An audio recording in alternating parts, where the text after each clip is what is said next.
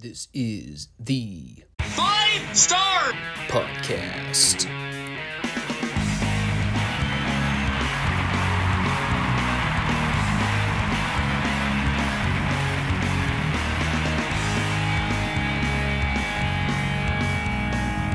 Let me talk to you.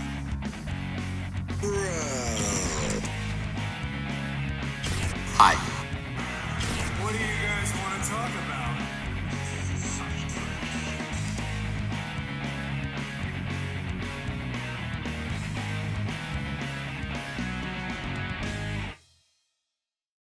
Thanks, guys. Back to you. Well, we got some news to talk about here. It is kind of critical in the scope of everything we're doing on the channel. Wasn't really anticipating this being a thing, but here we are. This is apparently news that has flown under the radar, because I haven't heard any of the major wrestling media sources talking about it. Unless it's something that's just come up in the last 24 hours and hasn't hit the news cycle yet. But apparently they're making a bunch of changes when it comes to the streaming content for WWE. Now, I already knew about Raw moving to Netflix in 2025. As of now, I'm pretty sure all the Raw content is going to remain available on Peacock through the end of the year. The problem, though, is that when that move happens, apparently they're going to be taking all the Raw content that's currently on Peacock, and they're going to move that library exclusively over to Netflix's streaming service. And that sucks, because, well, I don't have a subscription to Netflix. Could I get one? Sure. Do I really want to? Not really. You know, especially when I'm still paying for the Peacock subscription, solely based on the fact that I have everything at my disposal with what we do here on the channel. Now, I've also learned by that same token, and this is literally happening within the next 2 days, which I was shocked to see. But I guess they're doing the same thing with the NXT library that's currently on Peacock as well. But they're actually moving all that stuff over to the CW app, because NXT is moving to the CW network eventually. From what I've gathered, I think the CW app is free to download and stream. So I don't think we'll have an issue continuing to do the NXT Retro Review series over there. It's just a matter of, is that content going to be readily available for us next week to continue along with the format we're doing right now, where everything is on a week-by-week basis? That I'm not so sure of yet. The conflict, though, is the Raw deal. I mean, if it was free to stream the library on Netflix and I didn't have to go out of my way to set up a secondary subscription account, I mean, I would do that in a heartbeat.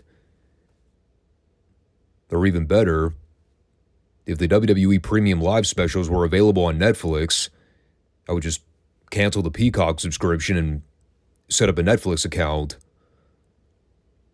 But I don't think that's going to be the case. I think the PLEs are only going to be exclusive to Peacock. It's definitely clever business strategizing. Milking the people dry of all their money by any means necessary. God damn, wouldn't it be great if we had people paying for 2 different network subscriptions to watch our WWE content? Meanwhile, all the working class people are like, the fuck? Well, why can't we just have everything on one app to make our lives easier?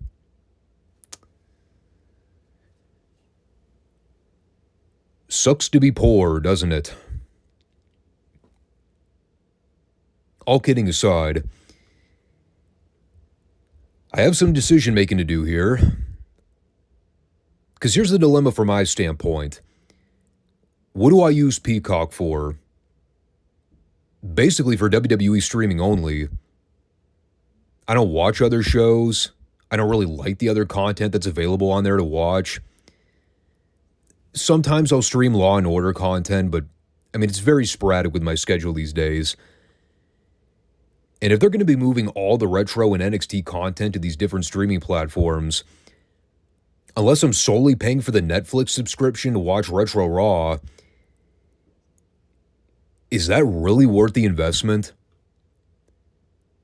Because I don't watch the current Raw product as it is, and I don't plan on going back to reviewing current day Raw or SmackDown programming anytime soon. I'm barely motivated enough to watch the premium live specials. If watching NXT on the CW app is free, well, fine. I'll just download the thing and we'll continue to review all the old shows like we've been doing. No problem there. The Raw thing is the catch-22. The other thing to consider, we're still doing the territorial coverage. As far as I know, I think that's all staying on Peacock. So when you take into account the PLEs, plus the WCW, Mid-South, and World Class libraries, I mean, that's the only reason I would consider keeping the Peacock subscription over moving to a sole Netflix subscription. I guess there are alternatives. I could find ways to illegally stream the WWF Raw shows. I would just have to find a website out there where they're readily available. I mean, things are so different now in 2024 with copyright. I mean, even just 5 or 6 years ago, it was so much easier to find pirated movies and cable TV shows on the internet. Now it's a different animal. I would like to continue doing the Retro Raw reviews, because I still enjoy them. Even if the shows suck a throbbing cock most weeks and are torture to get through. But if they're going to cut off my ability to easily access all those shows, at the end of the day, what am I really paying for with a Netflix subscription? Reviewing a library of old Raw footage for whatever they charge monthly premiums for. I mean, I imagine it has to be similar to Peacock. If I just stuck with a standard package deal and suffer through all the commercial breaks and things like that. But at least I have access to watching the shows. On the other hand, God, is it something I'm currently capable of budgeting for right now? Not necessarily. I already have to pay for a new internet service. And that's already kind of costly compared to my old one in Pittsburgh. Then I got other funds I need to set things aside for. The best I can hope for is that I can find a way to stream the Retro Raws online. I mean, I hate to have to cut them from the review series altogether and maybe have to replace the Raws with something else. But I might have my hands tied depending on where things end up in January of next year. I mean, for now, I can at least stream them on Peacock through the end of the year. But once January hits, we're going to have to do some heavy evaluating here on the channel. I mean, I'd love to get the chance to talk more about the Bret-Shawn feud, the rise of Steve Austin and him winning King of the Ring next year, the curtain call incident, obviously everything that eventually leads to the Montreal Screwjob in '97 at Survivor Series. Like, when you really think about it, there's a lot of shit that we're yet to cover. We've only been doing this for 2 years. And I'd hate to have to cut that off entirely just because of bullshit regarding streaming services trying to shuffle around content. Claiming ownership and all that. But we'll keep it on the radar over the next few months. For now, we'll try to revert to business as usual, and we'll see how things end up in December, I guess.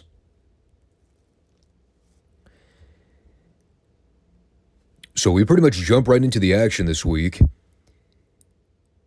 It is the rubber match 3 years in the making. Razor Ramon versus the 1-2-3 Kid. As Lawler noted, not for the third time, But for the last time, they also informed us of the WrestleMania 11 replay the previous Saturday. I still can't believe they actually had the balls to offer up a replay of that godforsaken pay-per-view. Think about that, seriously. There were people that said, you know, that show was so damn good, I want to watch it again. Those are what we call low standards. By the way, Lawler was completely full of shit here. I'm pretty sure Razor and Walman end up wrestling another match at In Your House later in 96. In fact, I think we reviewed that show here on the channel just a couple years ago. So this was definitely not the last time we would see these two wrestle. And in fact, they kind of broke that promise within the span of the first 5 minutes. This whole thing was really bizarre. So Razor and Kidd had this match, or what wound up being part one of the match. The Kid ends up missing a spin heel kick. Razor comes off the ropes and decks him with a clothesline. The ref counts 1. He counts 2. And then he counts 3. And I was like, what? That was it? And like, I'm waiting for them to show a replay where we see from a different angle that the Kid actually got a shoulder up before the 3 count, but the ref missed it. No, that didn't happen. Razor Ramon just straight up beat the 1-2-3 Kid clean with a clothesline in less than 5 minutes. So immediately afterwards, the Kid starts throwing a temper tantrum, and he goads Razor into giving him a rematch on the spot, which the ref then allows, even though they did not ring the bell to start the rematch. And I'm pretty sure he would have no authority to do so, given there was a clean finish to begin with. So most of the second fall happens during the break. When we come back, we find out that they're actually in the middle of the third fall, because during the break, Razor ended up powerbombing the Kid and then stacking him up for a second time. And they basically worked the angle here where Razor spends the next several minutes beating the shit out of the 1-2-3 Kid. And then just to be a troll, he puts the Kid in a small package and pins him for the third consecutive time. At which point, they do a very prolonged thing where they're trying to make you believe that the Kid and Razor worked out their issues and now they're buddies again. It was just two friends that needed to beat each other up and settle a jealousy score. Now we at least know in kayfabe that Razor's the better man. I mean, they even pulled the rib here where Walman tried to schoolboy Razor after the bell, even though they had already shaken hands previously. Again, why the fuck the ref counted the fall to begin with, I couldn't tell you. Apparently the Kid paid him off. But okay, whatever. Cooler heads prevail. They end up being on the same page by the end of it. Or at least we're led to believe that to be the case. And it's like, okay, interesting idea. I certainly don't remember them shooting this angle on TV. I do remember the match where the Kid turns on Razor and fucks him over. I think he was a special referee in a match with Sid or something like that. If I recall, it was one of the last things Sid did before he left the WWF and then came back later in 96. Because he and Kid end up wrestling Razor and somebody else in a tag match. But like, I mean, I look at the whole concept of what they did here. Did they literally just book this to give Razor some credibility back after he already dropped 2 falls to the 1-2-3 Kid? Did Vince think the fans needed some kind of finality to the story after 2 years? Because it's not like they haven't already teased the 1-2-3 Kid heel turn. They've done that several times. And we could all see that was clear the minute he and Razor started teasing dissension to begin with. So I guess the whole thing was some kind of red herring to try and divert the people's attention from the possibility of a Sean Waltman heel turn, which, I mean, I guess that's kind of clever. Especially when we know he's going to turn heel anyway. Spoiler. I didn't hate this segment. It was just very wacky. And they kind of cut Waltman's balls out from under him here. Having him job to Razor 3 different times in less than 15 minutes. Making him out to be the world's biggest geek. That was a weird decision. But then again, I guess it is kind of the 1, 2, 3 kids gimmick. He's supposed to be a dork. Definitely an interesting start to the program this week. And I will take mildly interesting over incredibly dumb any day of the week. So then we eventually return for something completely uninteresting. A Hunter Hearst Helmsley squash match with Barry Horowitz. And I know what you're thinking. Well, it was only uninteresting because Hunter was wrestling, correct? Yes. Yes, in fact, that was the only reason. And I guess the WWF figured the same thing. Because they instead drew our attention to the O.J. Simpson guilty or not guilty hotline, where the paying audience would get to call in and vote as to whether or not O.J. was guilty of murdering his wife. Or then ex-wife. And I was trying to figure out what was more baffling. The idea this was even a thing they were promoting, or that they had a special message that read, "All proceeds go to the National Exchange Club Foundation for the Prevention of Child Abuse."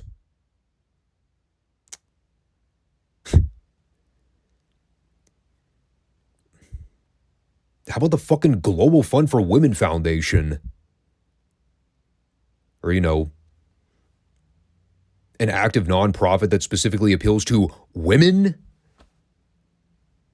Since, the motherfucker killed his ex-wife? Allegedly.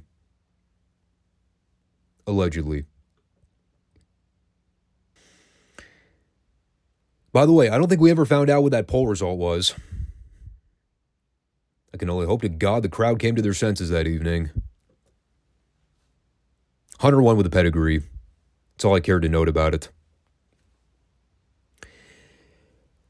I also didn't really know much about PG-13's match with Sonny Rogers and Al Brown. Beyond Vince spending the entire match asking Lawler which one was JC Ice and which one was Woofy D.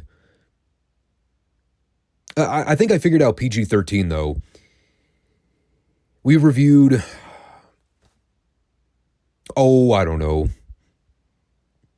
a good solid 3 of their matches since they've debuted on TV. There's a reason no one ever talks about them. They're basically doing the 1995 version of Too Cool, where they had their wacky little gyrates. They're relatively smaller guys that have at least some bit of charisma. Although way less than Scotty 2 Hotty or Brian Christopher ever did. But, there's supposed to be more of that Rage Against the Machine type gimmick. Out with the old, in with the new kind of thing. Like I said, they weren't over like Too Cool was during the Attitude Era. Mostly because these guys sucked and Scotty and Grandmaster were actually talented. So they have a horrible match here. I shouldn't say horrible. It was just lousy and totally unmemorable. PG-13 fucked up a bunch of double team spots, which the crowd was kind enough not to rip them apart for. JC Ice kind of had the backwards Enzo Amore haircut where the bleach blonde highlights were on the side of the head. It was very much a 90s look. At one point, Wolfie D nearly killed Al Brown with a middle row bulldog. More sloppy double teaming, and then PG-13 won with something. I didn't even bother to write it down. I repeat everything I said at the top. There's a reason the majority of wrestling fans don't ever bring up the name PG-13 when discussing all-time tag teams. It's because they're about as memorable as the gum you scrape off the bottom of your shoe when you walk through the front door. So then we had a pay-per-view rematch here in the main event. I guess because apparently they didn't nearly kill each other enough in the first round. They decided to do Bret Hart versus Jean-Pierre LaFitte again, after ensuring both men were able to walk after the in-your-house match. And, well, if you recall, outside the main event of that pay-per-view, the only other redeeming quality on that piece of shit card was the Bret Pierre match. And they basically went out there again and stole the show. Had another really solid back-and-forth match here. I'd probably argue this one was better than the pay-per-view bout. Especially considering they had a pay-per-view caliber match here, but it was on free television. I mean, it was certainly easier to watch without me wincing every 5 seconds. Well, with watching Bret and Pierre take horrific bumps on the back of their heads and necks. I mean, I just kind of sat back and took very limited notes. Just because I wanted to try to enjoy the match as a fan instead of constantly diverting my attention away from the screen. Because I knew the action would be good. Probably helped my enjoyment factor that much more. Once again, Lawler being a complete mark for LaFitte and laughing every time Bret would get drilled or hit with a big move. That never gets old. I mean, it got to a point, especially toward the end, where even the camera guy had to keep showing Lawler's reactions. He's standing on the announce desk, pumping his fist whenever Bret would go down. Then when Bret started making his comeback, you just see the expression on his face totally change. He's covering up and screaming, "No! No!" I think they actually did the same finish as the pay-per-view match, with Bret winning with the sharpshooter. It's kind of like they were giving everybody a freebie and saying, if you really like that first go-around, we'll give it to you again. Same finish included. So again, absolute thumbs up for the action. Another clear-cut example of me not understanding as a kid just how truly gifted Bret Hart was as a ring performer. Like, his ability to go out there and make the most out of what was essentially just a middle-of-the-road feud with an underneath guy, that's a testament to him. And that's not a shot at Pierre, but, let's be blunt. The guy was an underneath talent in the grand scheme of things. Another bad Vince idea for a gimmick that didn't fall nearly as flat. Mainly thanks to Carl Ouellette's skill in the ring. And of course, afterwards, you have the deal where Bret and Lawler get into a brawl over the guardrail, which prompted Isaac Yankem to come out and attack Bret from behind. Laid him out with a DDT. And that was kind of where they lost me, and I was like, all right, it's back to hokey WWF programming here. With the fucking fake dentist. So that part was lame. But again, though, dude, it's another Raw that I look back afterwards and think, that was a pleasant surprise. I did not entirely hate that show. The Razor-Waldman match was kind of unique in terms of structure, even if they kind of made Waldman look like a dope by the end of it. The middle of the card squashes with Hunter and PG-13 were just kind of there. Didn't really hurt the show, but didn't do much to enhance it. Story of Hunter's career. And then they turned it around with that main event. Bret and Pierre. Really solid match. So I was really satisfied with the show overall. Again, we're seeing them start to turn things around a little bit here with Raw in late 95. I like what I'm seeing. That's 2 shows in a row that didn't entirely suck dick. Is that a trend? Or happenstance? Guess we'll find out in a week when we review the next one. So with this being our last opportunity to review an NXT episode on Peacock before the library shift, now we'll try to make the most of it. I just hope to God the streaming quality on CW's app is comparable to the HD definition on Peacock. I mean, there are many issues with the way Peacock live streams their shit, but the quality resolution on these classic shows are very impressive, even by 2014 standards. I mean, I remember when 720 pixel HD resolution was a thing people were buzzing about. But you go back and see a lot of this old footage on YouTube and you're like, fuck, that shit looks horrible. But these shows look really good. The quality of the programming is a whole other matter. But the production value? Thumbs up there.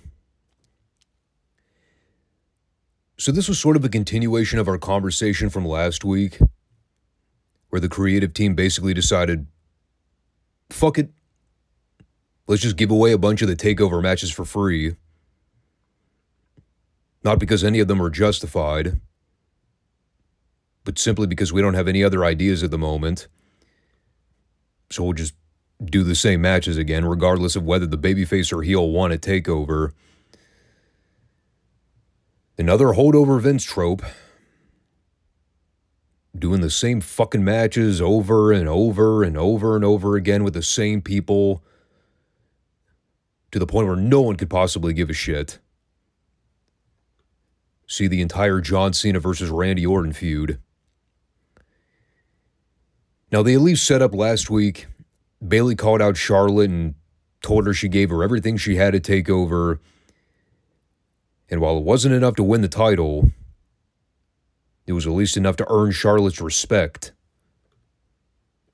Especially after Charlotte had spent the previous several weeks downplaying Bayley and telling her she wasn't capable. So this week we had Bayley versus Charlotte round 2 for the Divas title. I thoroughly enjoyed the match they had to take over. It was a very atypical Charlotte Flair match where she didn't royally fuck up spots left and right. I think that match was more about Charlotte being a total prick and treating Bayley as inferior. And this one actually told a different story, and that's probably why I liked it to the same degree I liked the TakeOver match. It wasn't just a carbon copy of the exact same match they had previously. And again, Charlotte managed to get through it without visibly screwing up any key spots, so that helped. I'll elaborate more on that in a sec, because I kind of had a revelation with Charlotte when I was watching this match.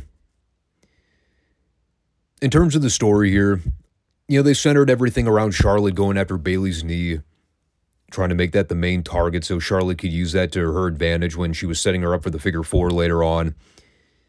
Bayley did a really nice job selling that and working the injury angle. It was very humorous listening to the announcers fumble over the medical terminology for knee ligaments. Fucking Jason Albert's rattling off every combination of ACL and PCL without actually using the proper term. I think the best he could do was MCL. Close enough. But that allowed for Bayley to make a one-legged comeback. She mustered up enough flurry to get a couple visual pins on Charlotte. But in the end, Charlotte cut her off, gave her a neck breaker, and then followed it with natural selection for the 3 count. It was kind of weird seeing her go over with a move that did not directly tie in with the injury angle they had been previously working. Why not just have Charlotte make Bayley pass out in the figure four? Wouldn't that have made more sense? I don't know. Who am I to judge? I've never been an agent. I just spend my entire life as a fan bitching about how piss poor the current ring agents are. But going back to the Charlotte thing for a minute here. Oh, by the way, they shook hands afterwards. I still have no earthly idea if Charlotte is supposed to be a face or a heel. Not that any of that matters. But I think I figured it out with her. For as long as I've watched Charlotte throughout her career, my opinion has always been that she's persistently regressed as a talent. Meaning that since she's been called up to the main roster, all of her matches and all of her ring work have gradually gotten worse over the years. And I know that might seem hard to believe. The idea that Charlotte Flair may have actually peaked in NXT before she ever did any main roster work. No joke. I think that's what we're looking at here. Because I'll be frank, I've enjoyed Charlotte's work in NXT far more than I've enjoyed any of her main roster work. The last time I recall liking any of Charlotte's matches on the main roster, I think it was that previous Mania match she had with Rhea Ripley last year, when they finally put Rhea over her and gave her the victory like they should have done the first time they fought at WrestleMania. Granted, that was more me being happy for Rhea than it was the quality of the actual match. I don't think I could have given two fucks about the match. I just wanted to see Rhea beat that overrated blonde bimbo. But albeit, Charlotte's work here in 2014 has not been all that bad. I think it's sort of a reality check for the WWE machine where they really wanted to buy the idea that Charlotte was always 10 times better than she ever really was. Mainly because of who she was related to. When in actuality, she was reasonably okay in the ring by this point. Nowhere near main roster level ready. Then when they called her up later on, it became obvious that she was in way over her head. I've always talked about it, and I maintain this opinion to this day. Out of that entire group of that knockoff horsemen that WWE's forced down our throat for years, Bayley, Charlotte, Sasha, and Becky, I always thought Bayley was the most talented of the bunch. Easily seconded by Becky. And then Sasha and Charlotte were always at the bottom of the pile. And people have finally come around on the Sasha Banks thing. She's been completely exposed as a fraud in AEW. And I was saying that shit well over 10 fucking years ago. No one wanted to listen to me at the time. Because I never had a strong enough voice in the wrestling community to get that point across. Someday people will come to the realization that Charlotte is in the same exact boat. She sucks. She's always sucked. It's time people wake up and realize that she's always fucking sucked. It'll happen. People have been getting sick of her for a long time now. Constantly being rammed down everyone's goddamn throat for years. I mean, I know she's injured right now, so there is that how can we miss you if you don't go away factor. I'm sure when she comes back, she'll get that initial pop, but it won't take long for the fans to turn on her again. It'll happen. Trust me. So now that we've established that Charlotte's still the drizzling shits, we can move on with the rest of the program. In their continual efforts to try and make Hideo Itami a thing, they sent him out there to wrestle one half of the Ascension crew. I think it was supposed to be Victor. I still have no idea which one is Connor and which one's Victor, by the way. It was the one with the ponytail. Regardless, the match never happened because, like a fucking dumbass, this Hideo Itami idiot decided, you know what would be incredibly smart? Knowing that I've got two burly big guys breathing down my neck right now, I'll just come out with no reinforcement. No backup. No extra baby faces in the locker room to help me out in case I get jumped. Nope. Instead, this fucking moron comes out by himself. And folks, you'll never guess what happened. No, seriously, you'll never guess. The Ascension beat up Itami and left him for dead. And because Hideo Itami in storyline apparently has no friends, since I guess the entire NXT locker room is racist against Japanese people, nobody came out to help. The Ascension are out there beating up Itami for seemingly what felt like 17 and a half years. They're just beating on him and beating on him and beating on him and beating on him. Referees are trying to separate the heels. As only modern WWE referees know how, they just stand there with their hands extended and beg and plead for the heels to stop kicking ass. Completely useless. And eventually the Ascension hit the assisted leg drop and, well, then they leave.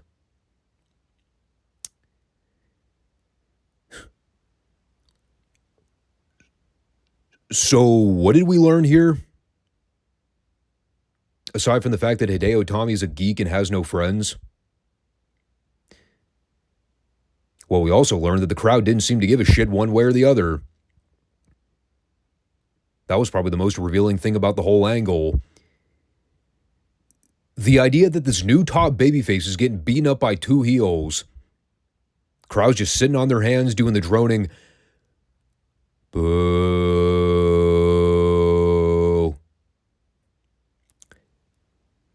Nobody gave a fuck. And why would they? Seriously, why would anybody care? They have done nothing but make Hideo Itami look like the world's biggest idiot for the last 3 weeks. He has done nothing but get laid out by the Ascension at every turn. Why in the fuck would you cheer for this guy? Who would want to?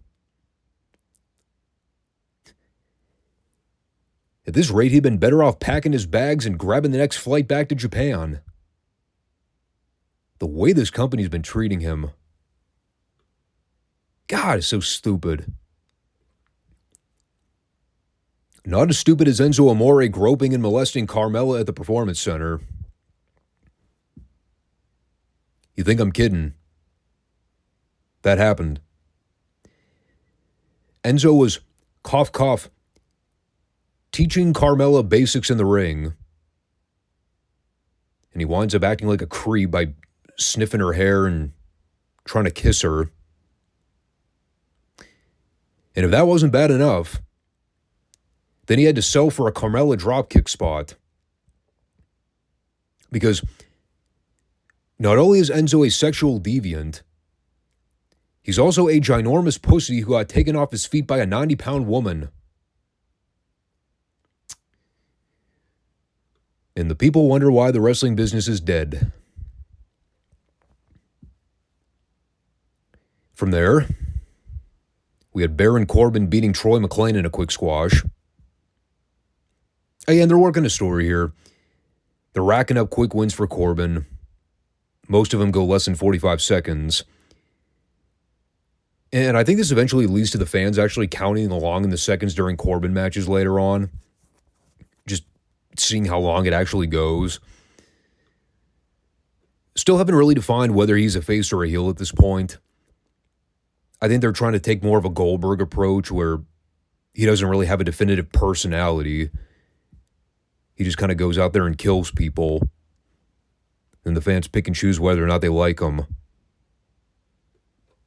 Looking back, it was probably the most effective thing they ever did with Corbin. Because then they tried to give him personality. And we saw how that went. So, well, then we had the Vaudevillains versus Jason Jordan and Ty Dillinger. Kind of forgot Jordan and Dillinger were still a thing. I guess they wanted us to forget about the time Dillinger got kidnapped by the Rosebuds. You know, that story angle that they kind of dropped and never explained. Yeah, that one. So the Vaudevilles debuted their new theme here, which is basically a conglomeration of every 1920s silent film music. I think they stuck with this through the remainder of their time as a tag team, though. It's an okay little match. Nothing wrong with it. The announcers were smart enough to mention the fact that the only team the Vaudevillains have ever lost to were the Lucha Dragons, the now reigning NXT Tag Team Champions. So you can kind of see what they're setting up with that down the road. Really nothing more than a get-over match for the Vaudevilles. I did kind of laugh at the end when Simon Gotch gives both Jordan and Dillinger the airplane spin. But because Jordan wasn't the legal guy, in order to make sure he had a way to get out of the ring after taking the move, he basically stands up, looks over to make sure he was kind of near the ropes. Then he basically just takes his own bump out to the floor. And from there, Gotch and English do their wacky combo finish and get the 3. I think they were only really dabbling around with the perfect 10 gimmick around this point. So Dillinger was basically back to being a standard enhancement guy. I mean, you could tell management liked both of them. They had good physiques. The ring work was solid enough. They just never really gelled well as a tag team. Now, Jordan eventually found his chemistry with Chad Gable later on. Dillinger ended up doing his own thing as a singles guy. But they've been so up and down with their tag team since the beginning. They're baby faces for a while, then they're heels for no reason, then they split up for a period of time, then they're back together again for no discernible reason. It's like, you know, if you actually had a booking committee that knew what the fuck they were doing, you could have easily made them a solid middle-of-the-card babyface tag team. Kind of like a more modern version of the Fantastics. But they just never figured it out with those two. So after that, we had... Oh, I guess I can mention this briefly. It appears that Kenta may in fact have some friends. Of course, it's another Japanese guy, because... Well, as we've established... The Americans don't like the Japanese people. In kayfabe. So they had Funaki meet up with Kenta in the trainer's room and tell him, "I've got your back, buddy." So now he can fight the Ascension. Presumably without getting his ass kicked.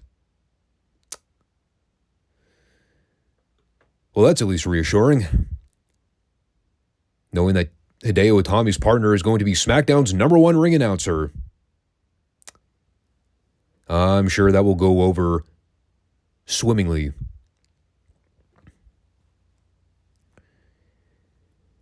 That was then followed with a Bayley interview. She basically talked about how she's not done pursuing the women's title. Said she's getting closer and closer every time to realizing her dream. So goofy. And then she got jumped by Sasha and laid out. And I would torture you by trying to recount the verbiage from Sasha here. I'm not that heartless. There was quite a bit of acting involved.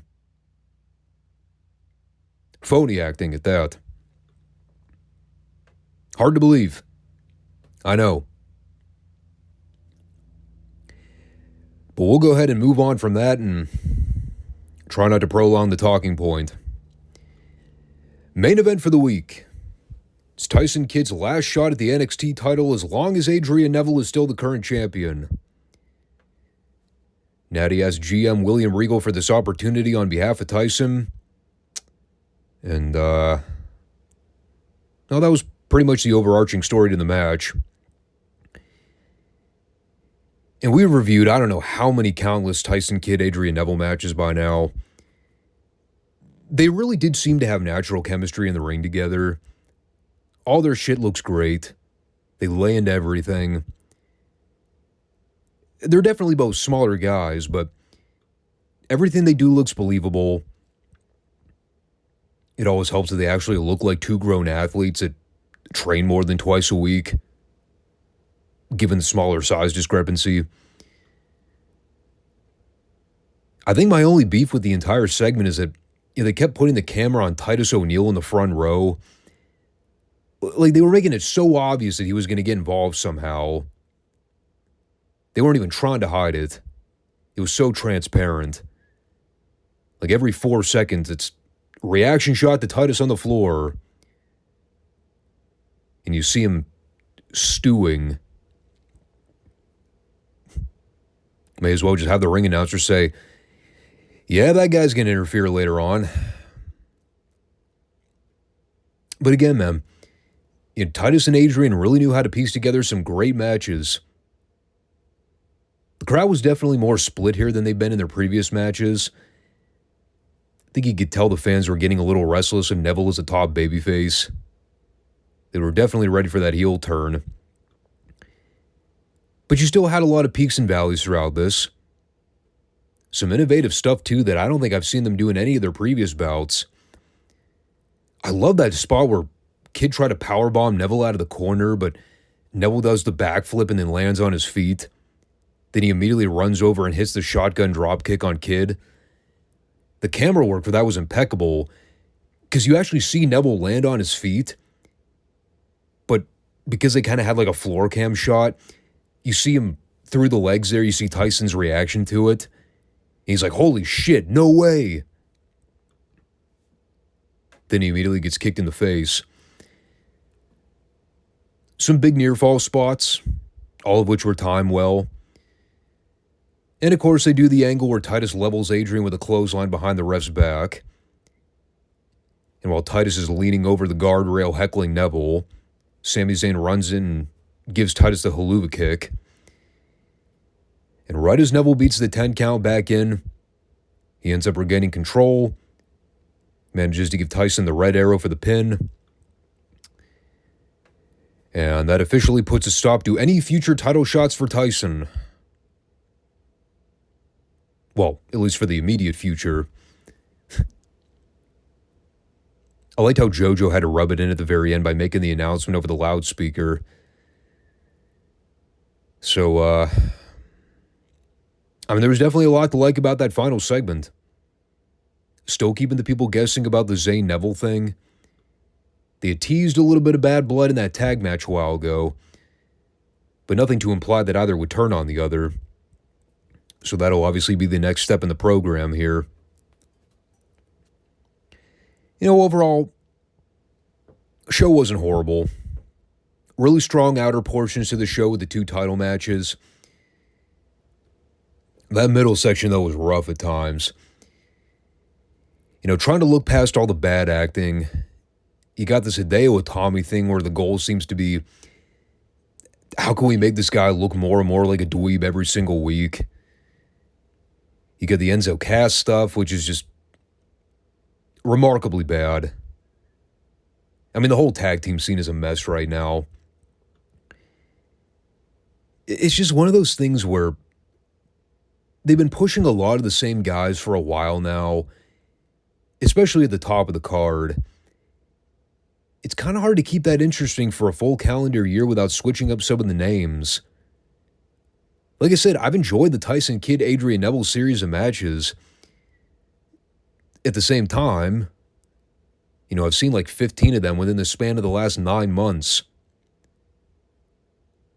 And there's only so many times you can see the same 3 or 4 guys face off before you're like, all right, cool.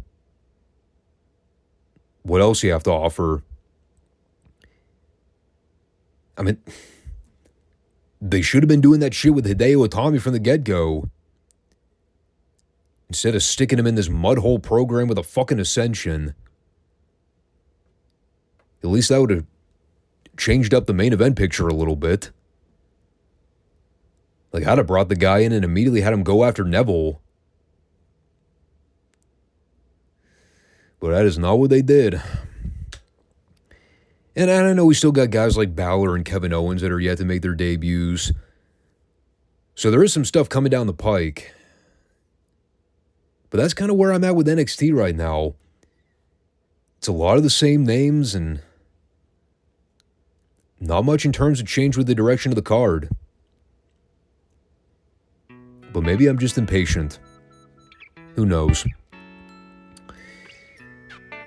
But that is going to round out this one here. And we'll get back to the regular Friday format this coming week.